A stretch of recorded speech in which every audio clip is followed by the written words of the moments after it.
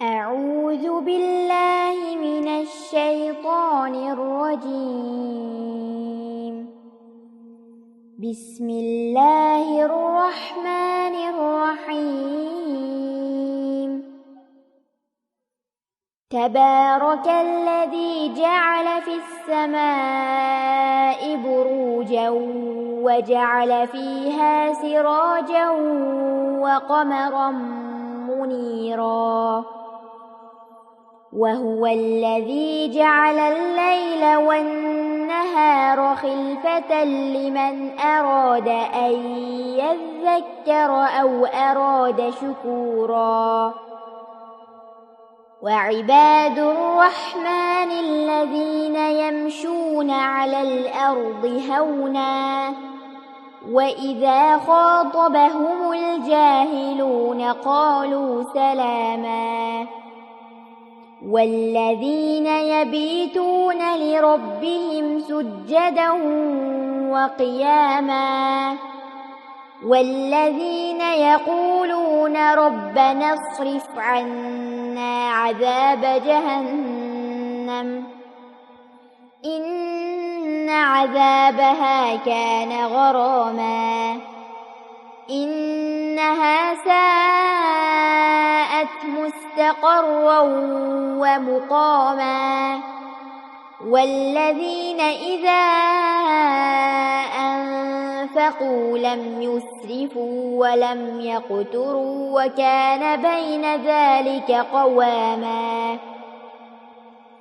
والذين لا يدعون مع الله إلها آخر ولا يقتلون النفس التي حرم الله إلا بالحق ولا يزنون ومن يفعل ذلك يلقى أثاما يضاعف له العذاب يوم القيامة ويخلد فيه مهانا إلا من تاب وآمن وعمل عملا صالحا فأولئك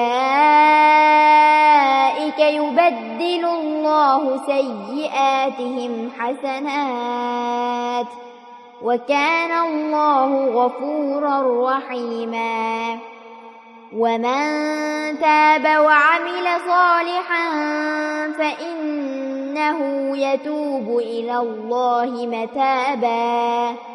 والذين لا يشهدون الزور وإذا مروا باللغو مروا كراما والذين إذا ذكروا بآيات ربهم لم يخروا عليها صما وعميانا والذين يقولون ربنا هب لنا من أزواجنا وذرياتنا قرة أعين واجعلنا للمتقين إماما أولئك يجزون الغرفة بما صبروا ويلقون فيها تحية وسلاما خالدين فيها حسنت مستقرا ومقاما قل ما يعبأ بكم ربي لولا دعاؤكم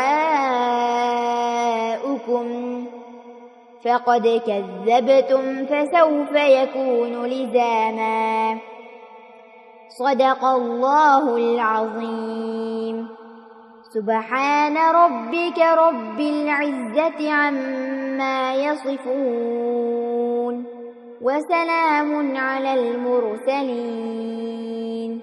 والحمد لله رب العالمين.